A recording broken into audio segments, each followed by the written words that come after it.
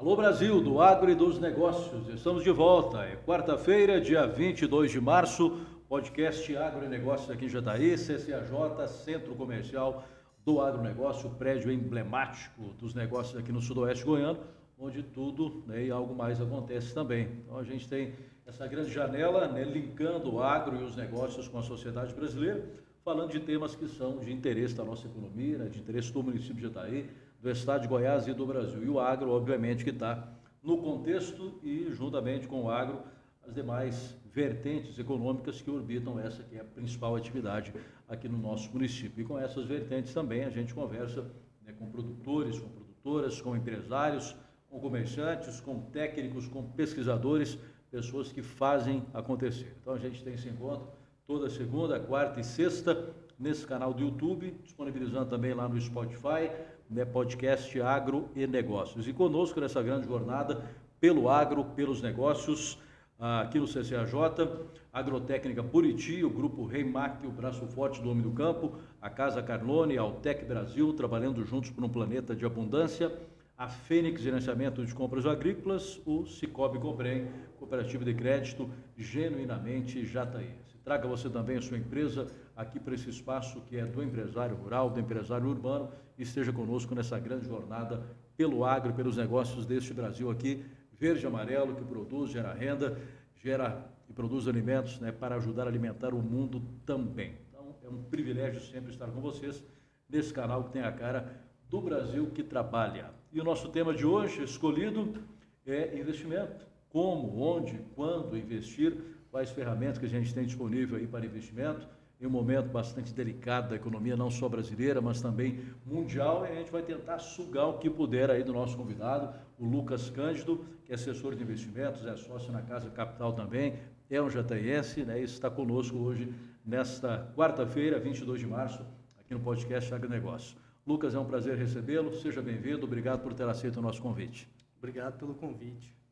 Aliás, um convite que às vezes alguns acabam meio que refutando e tal, porque às vezes a gente convida para tratar de um assunto que, dado até o momento, fica um pouco espinhoso e tal, mas a gente tem que falar, Lucas? Sim. Tem que trazer aí a luz, a informação para poder direcionar, ajudar, esclarecer um pouquinho quem às vezes tem vontade de utilizar uma determinada ferramenta, mas não tem conhecimento. Sim. E às vezes até não tem nem a possibilidade de ter um contato com a pessoa que é especificamente da área, que é mais técnica, dessa correria e tal, ou às vezes por falta até de não procurar uma, entre aspas, ajuda profissional. Esse é o trabalho que a Casa Capital desenvolve também. O Lucas é da Casa Capital, são um escritório que está ligado ao BTG Pactual, que é o maior banco de investimento da América Latina, e para a gente começar o nosso bate-papo, gostaria de saber um pouquinho mais, conhecer a história, como é que surgiu a Casa Capital, Lucas. A Casa Capital ela surgiu em Rio Verde, aqui na nossa cidade vizinha, em 2013. Surgiu com um único sócio e aí a partir de 2018 teve a entrada de integração de novos 3 sócios e foi quando a gente começou a expandir para as outras cidades aqui dentro do Centro-Oeste e abrimos escritório aqui em Jataí, em Goiânia, Anápolis, então essas foram as primeiras unidades aí. Perfeito. 2013, isso demonstra, estamos em 2023, demonstra que as coisas não acontecem do dia para a noite. Não, mas conforme as coisas vão fluindo também, a gente vê que as empresas elas vão expandindo, vão ramificando as suas ações e vocês já estão se posicionando também em outros locais do estado de Goiás. Né? Sim. Hoje estamos em Minas também. Minas também, olha que legal. Na unidade de Uberlândia, que a gente teve uma fusão com a antiga Saga Investimentos. Então, é um escritório hoje que assessora mais de 800 milhões de reais através do BTG Pactual. Certo. E ajudando aí milhares de clientes a cuidar melhor das finanças, a ter uma vida financeira mais saudável. Certo. É natural essa conexão com outras empresas que estão já no mercado? Como é que vocês trabalham isso, Lucas? Sim, em relação às fusões. As fusões, sim, então. É natural porque empresas que têm o mesmo DNA, a mesma cultura, elas têm a possibilidade de ter o mesmo mercado, que era o caso da Saga Investimentos, que está aqui próximo, apesar de estar em Uberlândia, tem vamos dizer assim, um perfil de clientes parecido. Já era uma empresa um escritório que fazia bem forte essa parte do agronegócio também, né? Já tinha mesa de commodities e tudo mais, uma mesa antiga. Inclusive, o nosso sócio fundador, o Clóvis, que fundou o escritório lá em Rio Verde, ele trabalhou com o Roberto, que era o fundador da Saga. Então, já são pessoas que se conhecem há muito tempo e já têm a mesma cultura empresarial. Né? Muito bem. Eu gostaria até de mencionar a pessoa do Diego Horst, né, que é o outro integrante também da equipe, é outro sócio. Né? O Diego, conhecido também da comunidade jataense aqui, é filho do saudoso Nestor Horst, né, que eu tive o prazer de conhecer quando ele tinha a corretora aqui e tal, né? Então já está no DNA, está no sangue do Diego, já tinha essa conexão também com o pai dele e hoje atua no mercado junto com vocês, né? Sim. E o Diego hoje ele está à frente das operações do escritório como um todo. Assim, como um todo. Hoje ele é o nosso CEO. Agora, como é que... eu falei que o Diego está no DNA e tal. Você é um jovem, que idade você tem, que mal pergunte? Eu tenho 26 anos. 26, tá? Cada vez a gente tem visto profissionais mais jovens no mercado, né, independente da atividade que ele exerça, e com uma idade bastante jovial mesmo, 26 anos, 25 anos e tal, até um pouco menos, mas já com uma responsabilidade, com poder de decisão e com um network excepcional, né, com um feeling para os negócios e tal, com um timing muito legal para poder se posicionar também frente a grandes empresas, grandes empresários. Como é que vocês, nessa geração aí, superam esses desafios que vocês encontram, até por serem hoje pessoas que estão focadas, conectadas, linkadas com esse setor dos negócios, mas são jovens? Eu acho que o que facilita muito é o acesso à informação. Certo. Né? No meu caso, que eu posso falar bem, eu tive muito contato desde cedo, até por conta de vir de uma família de produtores, que não deixa de ser um empresário, um empreendedor, claro, né, do campo, né? Então eu sempre tive esse contato com os negócios, sempre me encheu os olhos essa possibilidade de empreender, né, de a gente poder transformar realmente a nossa realidade através do empreendedorismo. Isso sempre me chamou a atenção, então eu acabei indo por caminhos que através da internet, né? Eu tive acesso à internet desde muito novo, então o acesso à informação, ao conhecimento é muito facilitado por conta disso, né? E isso me dá uma base boa, me deu uma base boa para poder seguir uma carreira em empresas como em multinacionais, como eu trabalhei na Luiz Dreyfus, né? Então a gente vai, eu acho que o principal que a internet, o acesso à informação nos traz é a habilidade de aprender. Né? Então eu consigo aprender rápido. Isso me dá a possibilidade de acelerar o processo, né? Com 26 anos eu poder ter feito tudo que eu fiz. Eu até me refiro a isso porque se a gente voltar um pouco no tempo aí, não precisa ser muitos anos, né? Uma das credenciais, né, que um bom vendedor, por exemplo, um bom técnico, um bom agrônomo e tal, tinha era a idade. O cara, fulano já tem tantos anos de experiência. O cara, então era um cara mais velho, né, propriamente dito, que tinha esse know-how e tal. As pessoas, então, de certa maneira, ele era mais respeitado que um jovem. E conforme a gente vai passando as gerações e tal, a gente vê que isso está mudando. Esse conhecimento hoje, ele não está linkado a idade propriamente dita, ou simplesmente a idade. Hoje um jovem aí que se dedica, que estuda, né, que realmente está focado na sua atividade, de repente ele tem mais conhecimento que um senhor que já está lá com seus 50, 60 anos aí, né?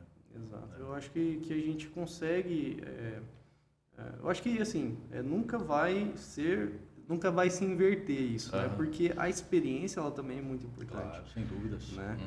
Então, eu acho que vem disso, né? Essa questão de ter mais credibilidade, uma pessoa que já tem mais experiência, já tem mais idade, já tem mais tempo de mercado, com certeza isso é algo importante, mas como eu falei, até em relação ao meu caso, como a gente tem muito acesso à informação hoje, é um mundo diferente de, sei lá, 30, 50 anos atrás, onde as pessoas tinham que ter uma carreira longínqua, né?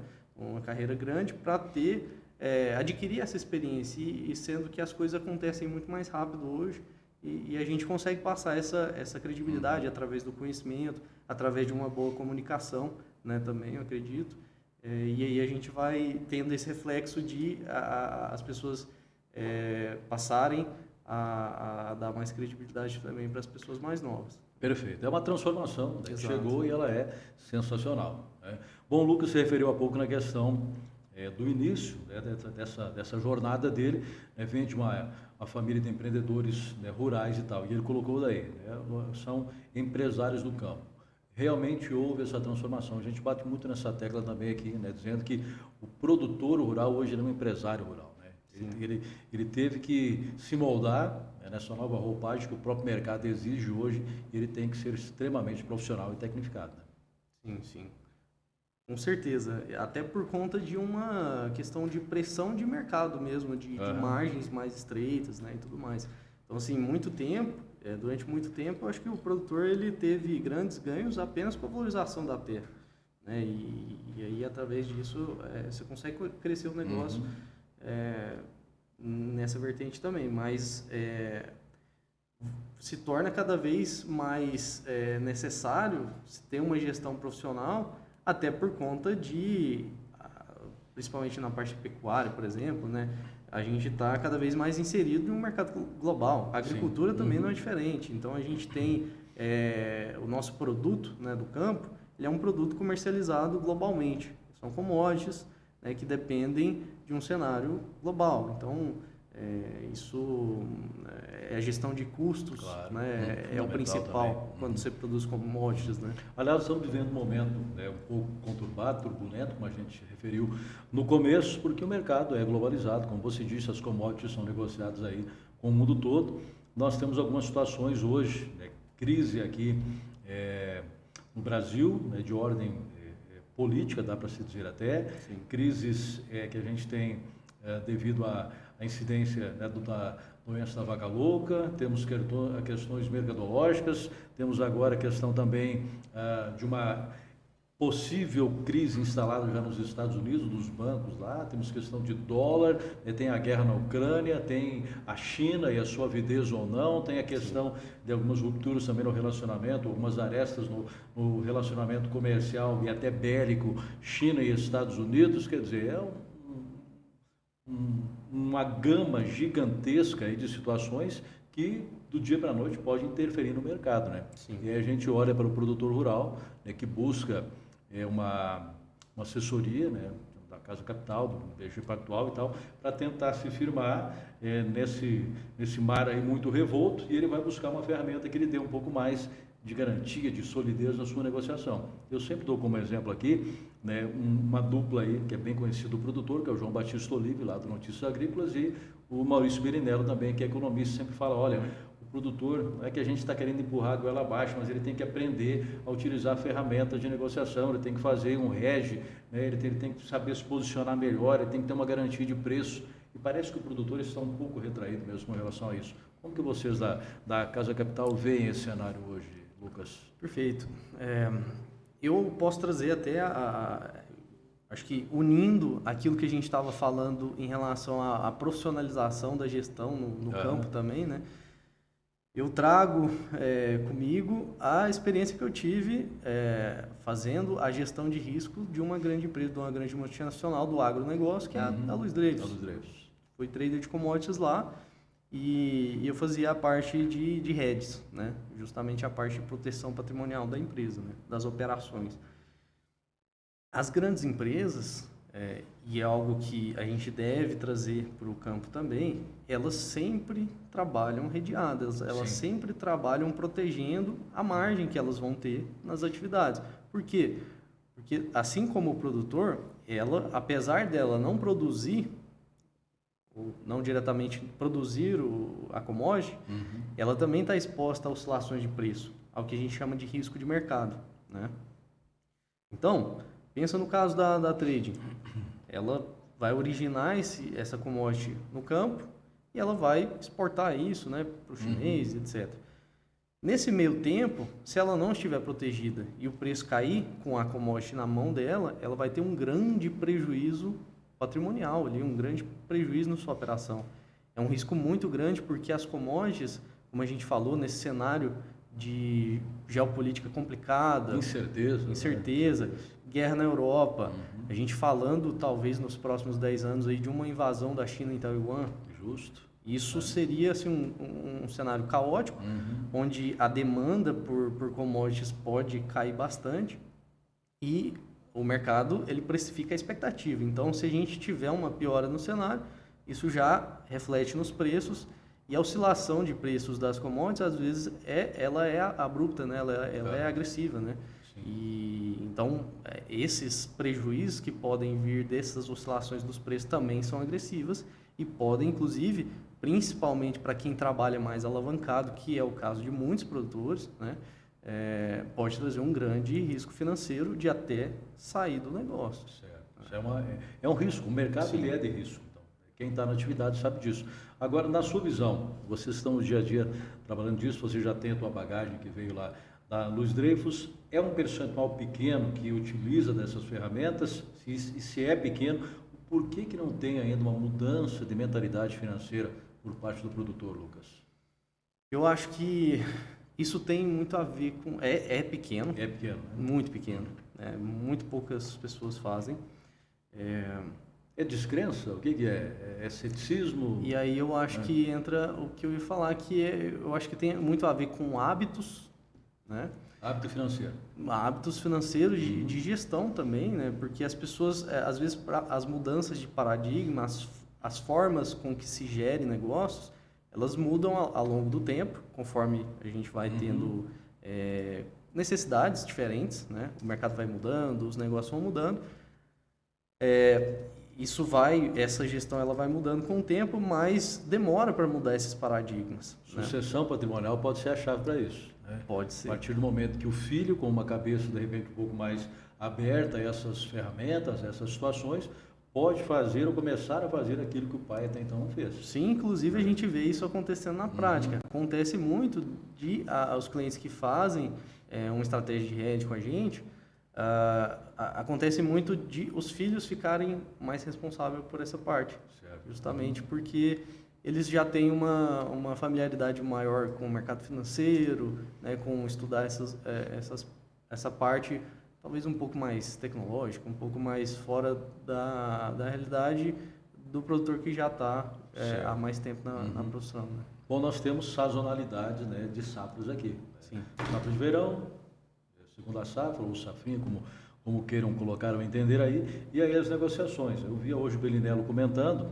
né, que eles estavam precificando já um dólar, né, para o ano que vem de 5,62 aí tal, é alguma coisa. Quer dizer, é uma projeção, né, que leva em conta alguns riscos, mas como o próprio Lucas falou, uma situação global pode mudar tudo isso, né, mas não deixa, entre aspas, de ser uma certa garantia. Né? E não só global, né, como a gente estava falando mesmo, o próprio cenário, principalmente político interno. Né? Hoje está bem conturbado. Né? Sim, assim, eu posso trazer a nossa experiência de mercado, assim, o know-how ali do mercado financeiro, que talvez às vezes o pessoal do campo às vezes não tem tanto contato. O que é a cabeça do investidor, tanto principalmente brasileiro, né, em geral, mercado financeiro, porque quando a gente está falando de precificação de taxa de câmbio, né, do dólar em relação ao real, isso tem muito a ver com as expectativas para a economia, né? Até porque os maiores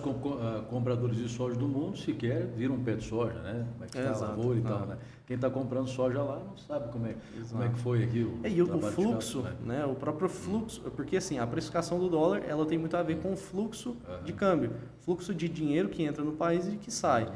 Por exemplo, hoje tem muito brasileiro tirando patrimônio do Brasil, né? Por um conhecimento ali em relação à política. Já o investidor internacional, ele está trazendo capital para investir no Brasil. Esse fluxo, né, ele talvez neta ali, né, ele dá um net zero ali, né, ele mantém o câmbio mais estável.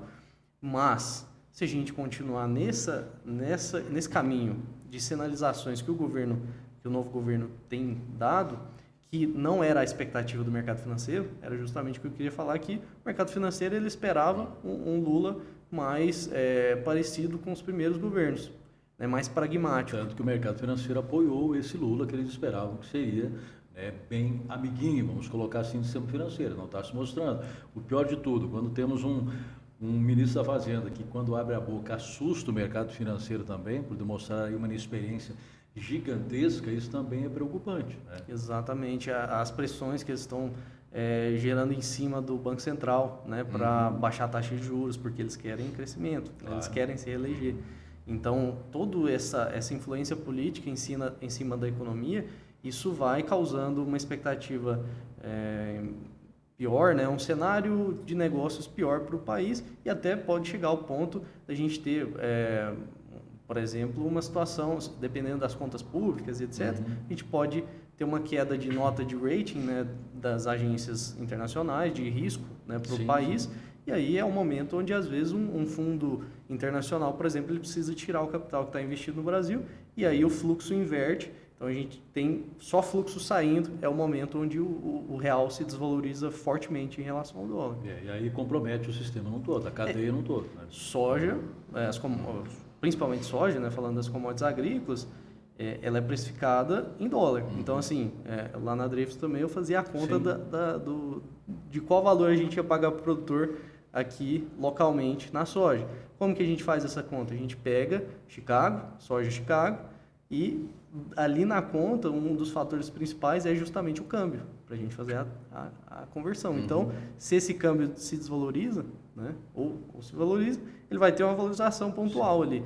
Mas todos os custos sobem junto, inflação e etc., fora os riscos internacionais que a gente estava falando. Né? A gente vem de um cenário que teve altos e baixos, né, desde as questões envolvendo aí o diesel, né, e outras mais que impactaram diretamente o agronegócio brasileiro. E se não acontecer, né, e Deus, né, nos ajude que isso não aconteça, um desastre mundial mesmo, uma guerra, um conflito com mais países envolvidos, ou algo, uma catástrofe climática e tal, não há como diminuir essa avidez por alimentos. O mercado só está aumentando cada vez mais, o mundo precisa cada vez mais de alimentos. Sim. O Brasil é o grande protagonista, ele quem pode expandir ainda mais essa produção, atender o mercado chinês, indiano, aí, parte da Europa e tudo mais. Já se tornou o maior produtor de soja, ultrapassou os Estados Unidos e tal. Peguei um dado interessante na semana passada, ali o Canal Rural trazia também, o estado do Mato Grosso, se tivesse uma conotação, né, de país nessa questão dos números globais de produção, nessa temporada ele produziu mais que a Argentina, que teve uma crise tremenda, vai produzir 29, 30 milhões de toneladas de soja, ao passo que o Mato Grosso está produzindo mais de 40 milhões nessa temporada. Então a produção ela é gigante, né? A demanda também pela soja ela é crescente, mas aí tem uma grande interrogação, né? Até onde essa expansão vai permitir, né, que esse mercado absorva tudo aquilo que está sendo produzido pelo Brasil também. Porque Sim. A tendência é de produzir cada vez mais. Aí o produtor também, né, se pergunta, né, até onde nós vamos. Né? Sim. E assim, tanto a precificação da soja e né, a demanda por soja, igual a gente estava falando, quanto de carne, principalmente agora, a China é o grande driver. Sim. Né? Ela sustenta esses níveis de preço. Então, se a gente tem... Igual aconteceu agora com o caso de vaca louca, por exemplo. Se a China sai do mercado, esse patamar praticado de preços atual, ele já não é real mais. Sim. Né? Até foi comentado logo que saiu o caso, né, nos próprios grupos de pecuaristas e alguns veículos de comunicação que são do agro e tal, dizendo, mas é estranho, né, porque parece que sazonalmente aparece um caso de vaca louca, aparece uma aftosa, alguma coisa ali que dá uma mexida no mercado e coincide com o momento em que o mercado precisava de uma situação como aquela para favorecer o setor, penalizar o setor produtivo que é o pecuarista, né? Ter uma jogada de mercado para quem sabe conseguir colocar uma carne mais barata para o consumidor final. Então são situações mercadológicas aí que às vezes chamam atenção também, né? Por que isso acontece, né, rotineiramente? Agora tem a questão da gripe aviária também, o Brasil já está um estado de alerta em alguns estados, inclusive Santa Catarina e mais um outro estado já proibiram qualquer evento, né, que tenha presença de aves e tal, porque pode vir outra crise atingindo um outro setor importante que é a produção avícola brasileira, né? Perfeito. Eu acho interessante, assim, realmente parece muito coincidência, né? Que esses casos surjam sazonalmente, assim. Mas, assim, o que eu sempre até aconselho os clientes e tal, esses fatores, apesar de que parece estranho, concordo, mas a gente não controla, né? Tem como. E aí, o que a gente controla? A gente controla o que a gente faz da gestão, né, porteira adentro, né? O que a gente faz na gestão do nosso negócio. E a gente não precisa ficar dependendo do mercado, dependendo talvez de uma possível manipulação de mercado, né? A gente tem as ferramentas para se proteger, né? As empresas, as tradings fazem isso, o frigorífico faz isso, por que o produtor não faz, né? É a pergunta que fica no ar aí, vamos deixar para o produtor responder quando estiver aqui conosco também. Mas é interessante, todo mundo fala, olha, faz isso, faz tal, é bom, mostra lá que depois é bom e tal, poderia ter tido um resultado melhor, uma segurança que é fundamental, né, mais palpável e tal, mas às vezes a ferramenta muitas das vezes não é utilizada. Né? Isso é uma realidade. Sim, né? Eu acho que muito por conta, igual a gente falou, a questão do conhecimento, né, também, e essa atitude em relação ao risco, né? Igual a pessoa faz o seguro, por exemplo, da caminhonete, porque ela sabe que tem o risco de sofrer um acidente ou ser roubado, mas não faz o seguro da produção, sabendo que tem o risco de mercado. Em si, o produtor joga muito na defesa, né? Exato. Deixa ao acaso, né? E não é bom, obviamente. Não. Pois bem, estamos conversando com o Lucas Cândido, da Casa Capital, nesta quarta-feira, 22 de março, aqui no podcast Agronegócios. Conosco nessa grande jornada, Agrotécnica Buriti, o Grupo Reimac, o Braço Forte do Nome do Campo, a Casa Carlone, a Altec Brasil, trabalhando juntos por um planeta de abundância, a Fênix Gerenciamento de Compras Agrícolas, o Cicobi Coprem, Cooperativa de Crédito, genuinamente jataense, também conosco aqui na programação do produtor rural, do empresário, né, rural e urbano, mostrando as grandes potencialidades e discutindo assuntos que são de interesse da coletividade num todo. Bom, a gente já falou bastante sobre agro e tal, a gente vai seguir nessa vertente de investimento, mas eu queria sair um pouquinho do agro também, né, e falar de outros investimentos que a gente até colocou como tema, né, como, onde, quando investir, e aí tem uma série de ferramentas, né, também. Inclusive tem, muito se fala hoje, o Lucas disse aí, né, de investir lá fora e tal, tem pessoas que estão pegando ferramentas para dolarizar a sua conta, vamos transformar o real em dólar, tentando se proteger de um eventual tsunami econômico que possa estar vindo pela frente, aí, enfim. Como definir, Lucas, o melhor investimento? Como definir o melhor investimento? Eu sempre digo que o melhor investimento ele vem a partir do entendimento de onde você quer chegar. Certo. Né? Não existe o melhor investimento. Dá para dizer que todos são bons. Né? Exatamente. Às vezes, para algum caso, ele vai ser algum produto específico, sei lá, umas ações ou uma previdência privada e etc. Cada ferramenta é uma ferramenta que tem suas vantagens e suas desvantagens. Né? Dessa questão, vantagens e desvantagens, tem como eu investir sem correr risco? Tem. Sem correr risco, vamos reformular isso, né? Porque o que seria, assim, quando a gente fala sem correr riscos, né? Por exemplo, ouro. se você emprestar dinheiro para o governo americano, se você comprar um bonde americano, que a gente chama é um título público americano, certo. Prestou dinheiro para o governo, ele vai te pagar uma taxa de juros, que hoje ele está ali em torno de 3% ao ano e tal. Então, assim, o seu risco naquele investimento é o banco americano te dar um default, ele te dá um calote. Qual que é o risco do governo americano te dar um calote? É muito baixo. Muito baixo, né? Historicamente, ele nunca teve um calote. É como a gente falou, se acontecer uma catástrofe a nível mundial, aí é uma outra situação. É uma outra situação. É um risco bem mais reduzido, mas exato. Que existe. Mas esse tipo de investimento, eu costumo dizer, até brincando, assim, eu faço uma brincadeira que, assim, é o tipo de investimento que você investe sem risco. Por quê? Porque se chegar na situação de você ter um calote do governo americano... O resto já derreteu, né? Aí você está preocupado com munições e comida. Sim. Aí é um cenário apocalíptico. Exatamente. Então, assim, existem os investimentos que realmente são de nível de risco extremamente baixo, como esse, por exemplo. Eu me referi aí a ouro e tal, que é uma coisa bem tradicional e tal. Pessoal, vou comprar ouro, vou guardar ouro e tal. Ouro, dólar. Sim. Dólar é um bom investimento? Digamos assim, não pensando em lucratividade, mas pelo menos uma segurança. Vou transformar real em dólar. Sim, é uma boa? A melhor coisa é você ter investimentos em dólar. Investimentos em dólar. Porque o dólar em si, se você, por exemplo, comprar um cash... A moeda, propriamente, o cash. Papel moeda, ou ter o dólar em uma conta bancária internacional e tal... Esse capital, ele não vai gerar renda, ele não vai gerar rendimento. Está simplesmente lá, o dólar vai estar parado. Talvez você vai ter um ganho em relação ao real, se ele se valorizar em relação ao real. Mas esse não é o que a gente costuma fazer. A gente faz investimentos em dólar, né? Por exemplo, comprar um ETF de bolsa americana. O que seria um ETF? É um fundo de investimentos. É um fundo que ele tem as ações das empresas americanas. Perfeito. É uma forma simplificada de fazer. Você pode comprar diretamente também as ações das empresas americanas. Ou um título de renda fixa, como a gente falou aqui, Sim. no caso de um título do governo americano, né, e tal. Todos esses são investimentos que você pode fazer em dólar.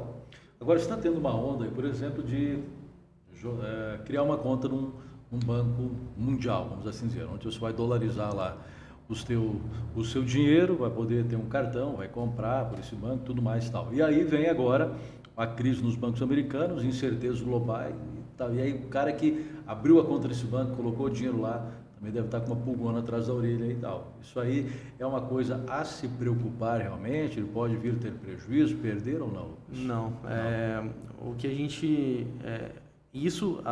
as pessoas às vezes se confundem até dentro do Brasil. Certo. Por exemplo, né, onde a gente utiliza para fazer os investimentos com os nossos clientes, que é o BTG Pactual, a conta de investimentos, os investimentos que o cliente tem dentro da sua conta no banco, eles não são vinculados, eles não têm nenhuma ligação, nenhum link ali com o patrimônio do banco.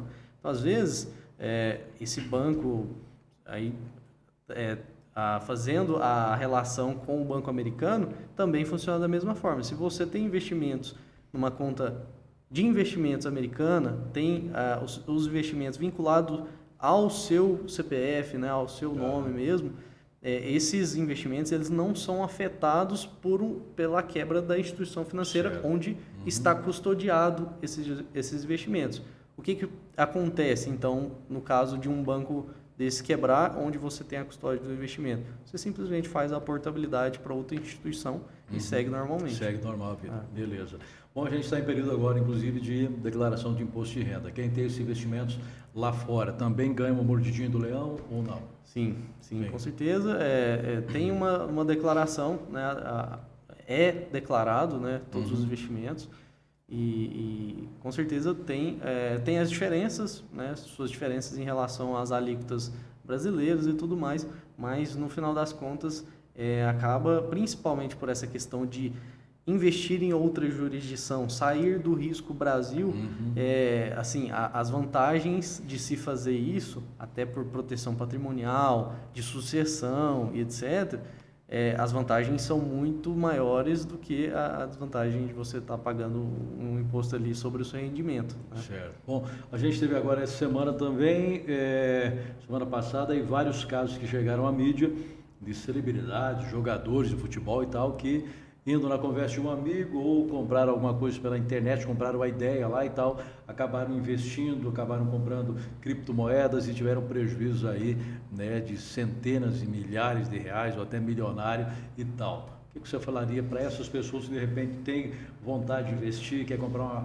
uma criptomoeda, o cara olha e fala, nosso rendimento aqui vai dar 5% ao mês e tal. Isso não existe. É como o jogador lá, o Scarpa falou, como que eu fui tão burro em acreditar no investimento que vai me dar 5% de retorno no mês? Isso é muito triste, né, em primeiro lugar. E assim, vamos falar a verdade aqui, né? A cultura do brasileiro, tem muita gente que entra em pirâmide financeira, sabendo que é pirâmide, mas Não, porque eu vou entrar e vou sair primeiro. Sai primeiro. Não tem essa história. Se você está entrando em uma coisa que você sabe que é errada, você está ajudando a financiar uma coisa que às vezes vai passar um golpe ali, né? Vai ter como consequência uma perda financeira, talvez para uma pessoa que não poderia estar perdendo aquele dinheiro, né? E pode ter graves problemas na vida financeira. Sim. Mas assim, em relação até os criptoativos que são muito usados, né? O Bitcoin e tal, para aplicar esses golpes, para montar pirâmides financeiras e tal, eu talvez seja uma boa pessoa para falar sobre isso, porque eu invisto em Bitcoin desde 2015, né?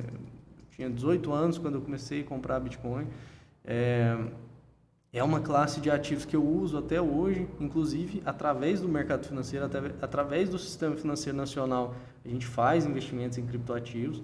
E é uma classe de ativos que, assim, o Bitcoin ele não tem nada a ver com o que as pessoas fazem dentro dessas pirâmides financeiras, né, esses golpes e tal. Mas acaba sendo uma forma facilitada para essas pessoas utilizarem. É uma coisa que enche aos olhos, às vezes, de muita gente, porque acredita que já ouviu histórias de gente que ganhou muito dinheiro. Eu ganhei muito dinheiro com Bitcoin, pelo tempo que eu investi, né, quando eu comecei a comprar, valia R$2.000 um Bitcoin. Hoje vale mais, chegou a bater R$370 mil. Né? Então é uma valorização de, sei lá, mais de 8.000%. E é uma moeda virtual, né? Exatamente. É palpável, né? Está lá. O que dá valor a ela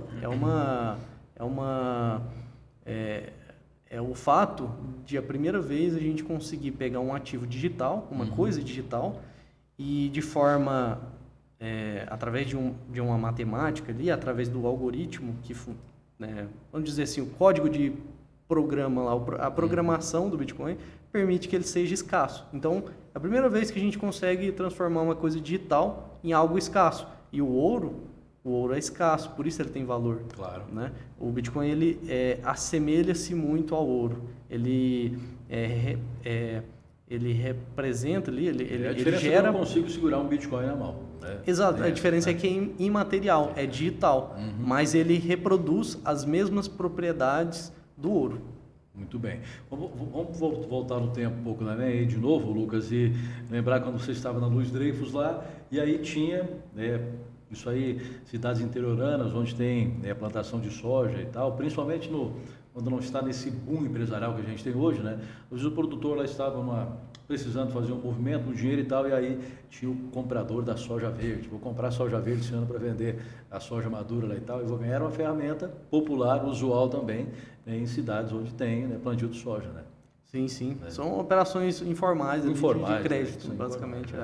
E aí tem muito risco envolvido nisso, por isso que paga bem. Né? Então sempre aquilo que você falou... Ainda tem hoje aí essa ferramenta? Alguém será que existe. As pessoas fazem. E aquilo que você falou em relação àqueles ganhos mirabolantes, né, 5% ao mês e tal, sempre quando você ver alguma coisa saindo fora do comum, saindo fora ali da Selic e tal, né, as taxas normais de mercado, já coloca um pé atrás, porque se aquilo está pagando muito, ou é um golpe, ou é alguma coisa realmente de má fé, ou é uma coisa que tem muito risco. Certo. Né?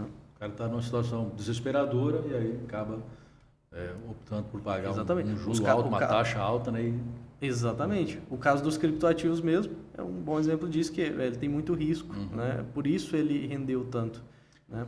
Só que a gente gere bem o risco mantendo uma alocação pequena, é claro, na carteira. Né? Claro. Tem pessoas que se aventuram a negociar na bolsa, compram uma ação aqui, compram ações lá, dá uma olhada, sem ter experiência. Às vezes acabam se frustrando também, né? Sim, eu acho que tem muito a ver com aquilo que a gente falou de qual é o bom investimento. Opa, mas será que ações é um bom investimento para mim? E aí que entra o erro das pessoas acharem que elas conseguem fazer o time de mercado. Ela achar que por exemplo, Americanas teve o problema lá, né, de crédito e tal. E aí... Petrobras, mais tarde. Cai muita ação, fica muito barato, entre aspas, né? E aí as pessoas acham que, opa, agora eu vou fazer um dinheiro que eu vou comprar baratinho, ela vai voltar, é uma empresa grande, tá? Ela vai voltar a se valorizar e eu vou ganhar muito dinheiro. Essa questão de fazer o timing de mercado, de achar que você vai comprar uma empresa que ela vai se valorizar, vai ser a próxima Magazine Luiza, etc., isso aí é um grande erro.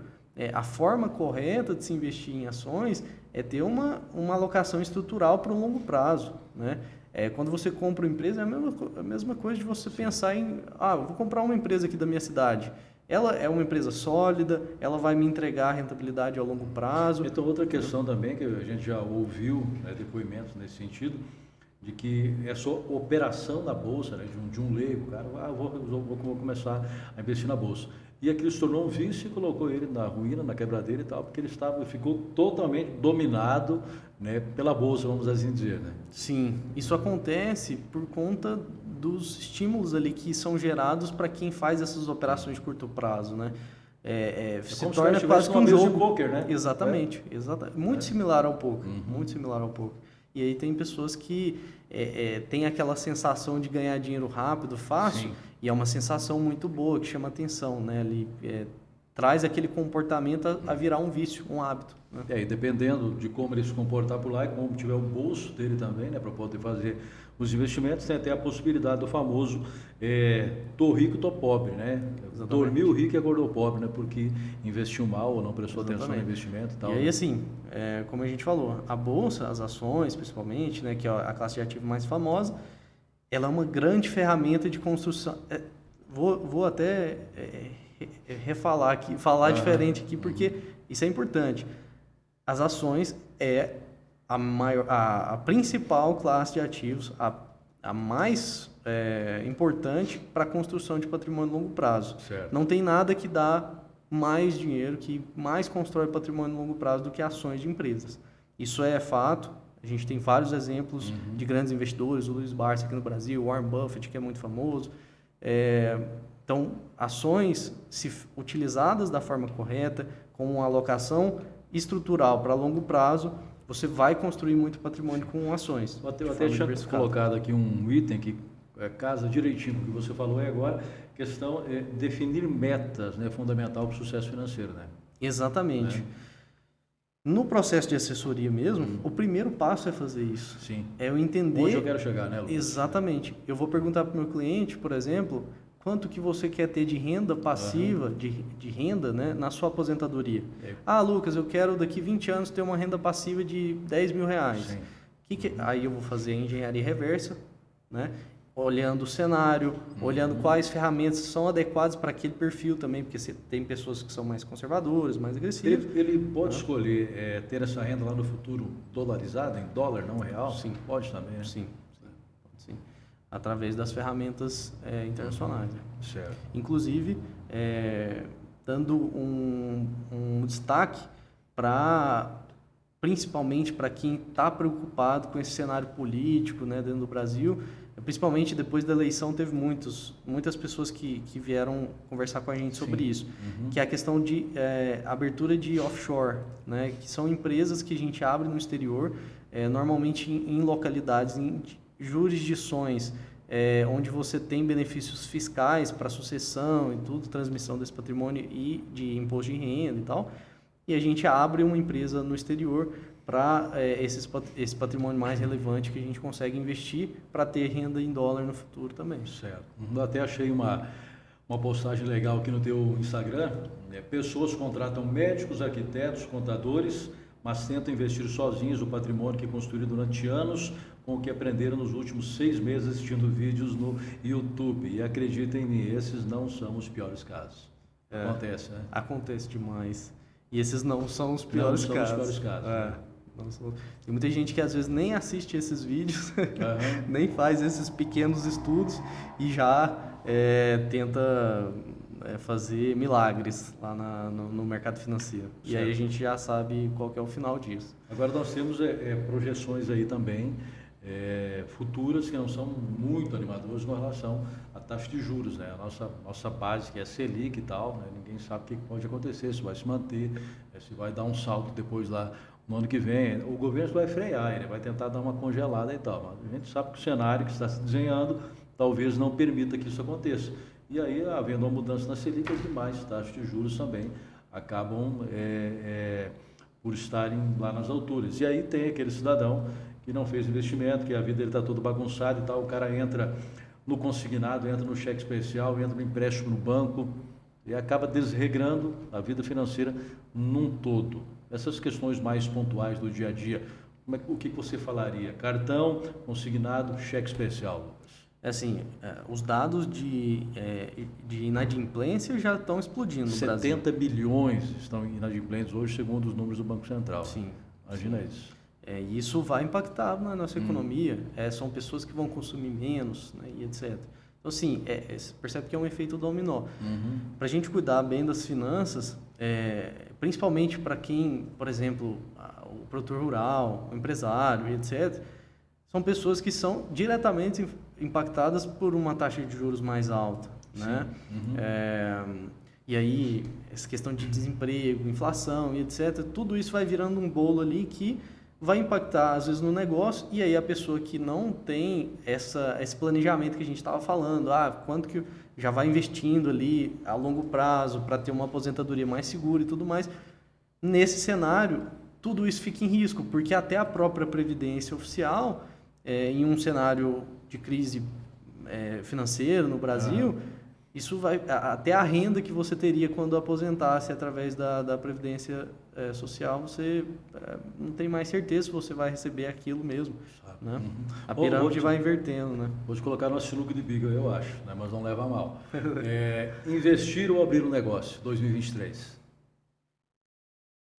Investir. Melhor do que abrir um negócio hoje. Sim, principalmente com essas taxas de juros mais altas. Mais seguro, quer dizer, ou mais rentável? Mais rentável. Tá, e aí, a perguntinha é a seguinte, né? Se o melhor é investir, como começar? Só adicionando mais seguro e mais rentável também. Mais seguro e mais rentável. Como começar? O quanto eu preciso para começar? Qualquer pessoa pode ser investidor hoje? Sim. Não tem um mínimo. Tipo, R$100 você já consegue começar os investimentos. Não tem um mínimo. Certo, até a gente vê isso, né, de uma maneira bem didática. Algumas pessoas colocam até nas próprias páginas sociais aí, Instagram, Facebook, estão ensinando as pessoas a investir. Por exemplo, fulano, um casal começou a guardar, em janeiro guardou R$100, em fevereiro guardou não seria o caso, investiu, não é?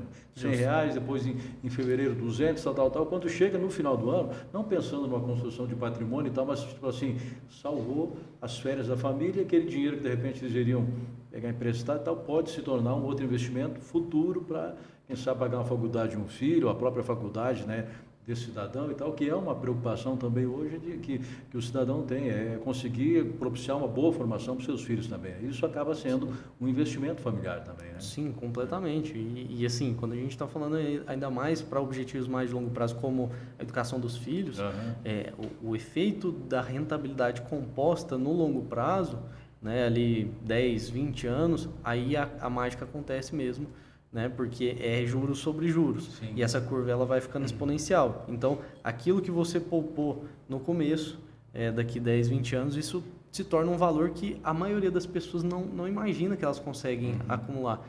Elas acham que fica distante e as pessoas não fazem os cálculos. Sim. Se elas parassem para fazer os cálculos dos juros compostos no longo prazo em 10, 20 anos, aquele dinheiro ali que ela gasta na caixa de cerveja ali do churrasco, ela já pensaria 2 vezes. Bom, nós estamos, né, no podcast do agro e dos negócios. Em se tratando do agro, tem um ditado muito antigo que fala: quem compra terra não erra. É o melhor investimento, é um bom investimento. A gente fala que é o melhor investimento que tem é comprar terra. E aí? Eu estava pensando justamente sobre essa frase esses dias. Em geral, é uma frase que ela tem uma boa fundamentação, mas dá para errar comprando terra. Sim. Dá para errar feio.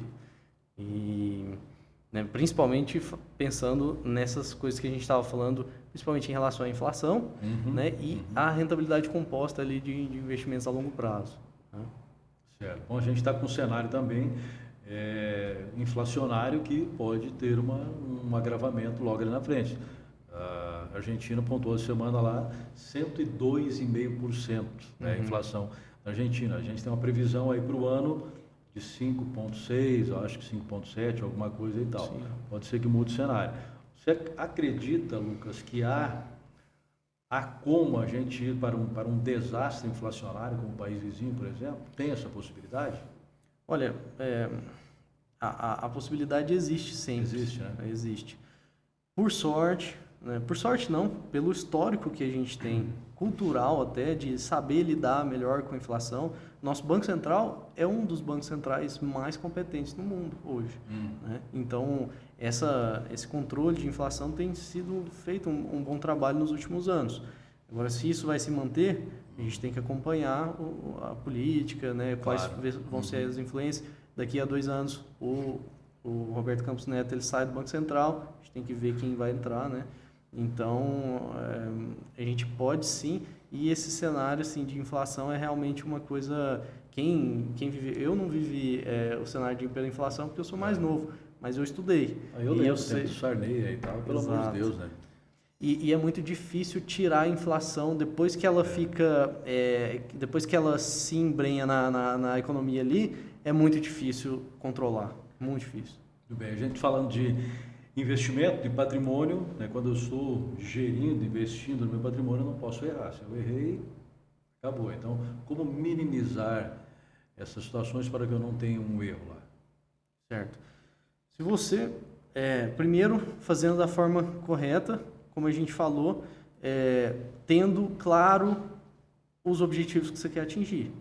Se você tem claro os objetivos, isso já vai tirar da frente a maior parte dos erros, que às vezes, as pessoas não terem paciência, querer ganhar mais do que precisaria ali dentro daquele planejamento. Sim. O segundo ponto principal é diversificação, gestão de risco. Isso, o Warren Buffett mesmo, que eu citei, que é talvez o maior investidor de todos os tempos, sim, ele está sempre dentro da lista dos 10 mais ricos do mundo ali pela Forbes, construiu o patrimônio investindo em ações desde os 13 anos de idade, né? Eles têm umas regras, ele tem as 5 regras ali para investir da forma correta. A primeira delas é nunca perca dinheiro, a segunda é nunca se esqueça da primeira. Então, gestão de risco é o nome do jogo. Aquele outro ditado, dinheiro não aceita desaforo, né? Não tem como não coloque os ovos na mesma cesta. Na mesma cesta. Sempre aquela questão de diversificação e gestão de risco. Muito bem. Digamos assim, o cidadão, porque a gente tem, estamos falando aqui da questão empresarial e tal, mas de repente tem aquele profissional liberal, né? Tem um cidadão que trabalha em uma empresa e que tem lá um bom rendimento, ou tem um rendimento pequeno, mas ele quer começar a investir e aí ele pega aquelas receitas de bolo que tem na internet também. Tipo, todo mês você tira 20% da tua renda, teu salário e investe, guarda e tal. Só que muita gente fala em guardar. Guardar dinheiro também não adianta, né, Lucas? Porque a inflação está comendo ali, né? A inflação está comendo, exatamente. Né? Mas tem assim, teria um percentual que a gente poderia chamar de ideal ou parecido com isso para você começar a investir? Se a gente pegar historicamente, há muito tempo atrás, quando a gente não tinha inflação, principalmente, né?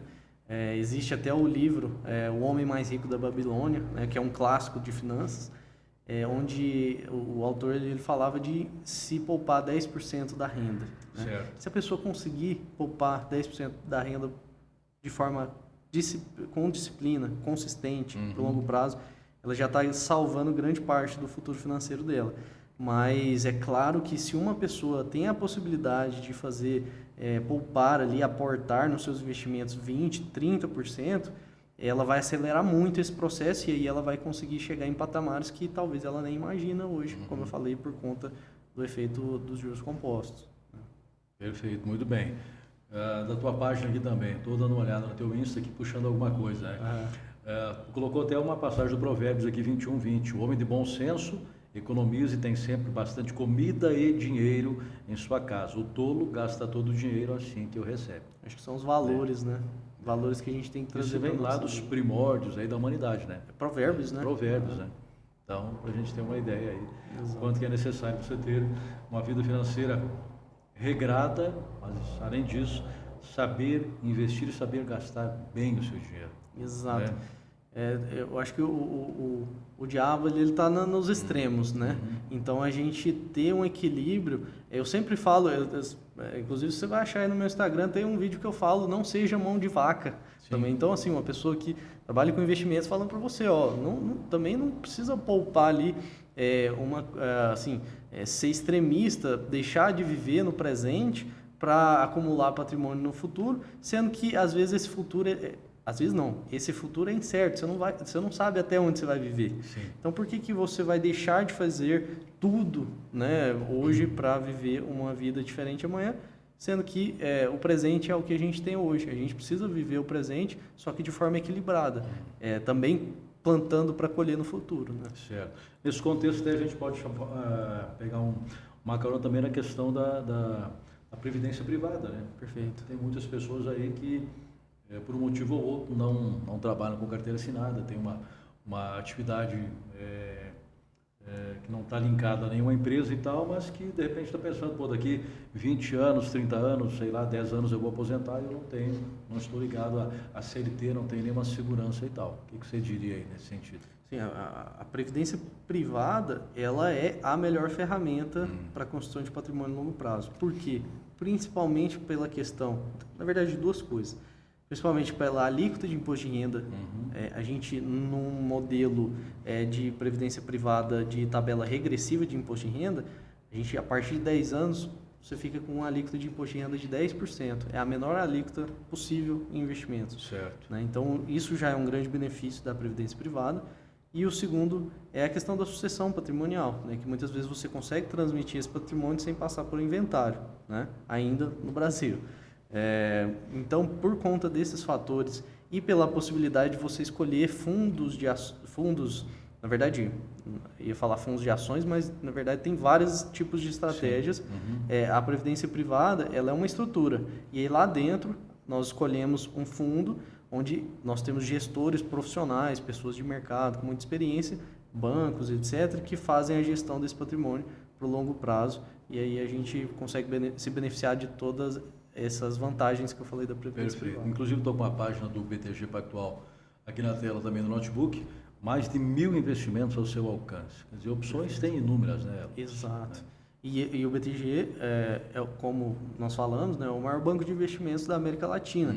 E nós não estamos presentes apenas na América Latina. Nós temos escritórios do BTG no mundo todo, inclusive a possibilidade de abrir offshore, né, de contas internacionais. Então a gente consegue acessar todo o mercado financeiro global, né, através do BTG. Então as possibilidades são infinitas. Muito bem.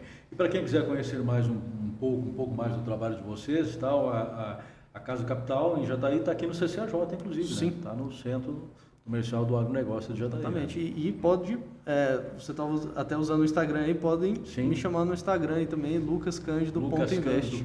Traço investimentos e tal. .invest, né? .invest, tá certo. Aí em cima aqui, Lucas Cândido, .invest, você acessa lá. Tem todos os canais. Me mandar uma mensagem que a gente vai... Ou faz uma visita aqui no CCAJ também, a sala 106, 102? 104. 104. A sala 104. Eu acho que é bom também comunicar através, porque a gente marca tudo certinho. Agora isso é legal ter esse contato, porque aí você com mais tempo lá e tal, em frente ao computador, em frente todo o arcabouço que vocês têm lá de informações, aí realmente explicar como é que funciona todas as questões de investimentos aí, né, tanto para comerciante, empresário, profissional liberal, né, para o Estado, todo mundo pode investir, mas a gente falou. Todo mundo pode investir.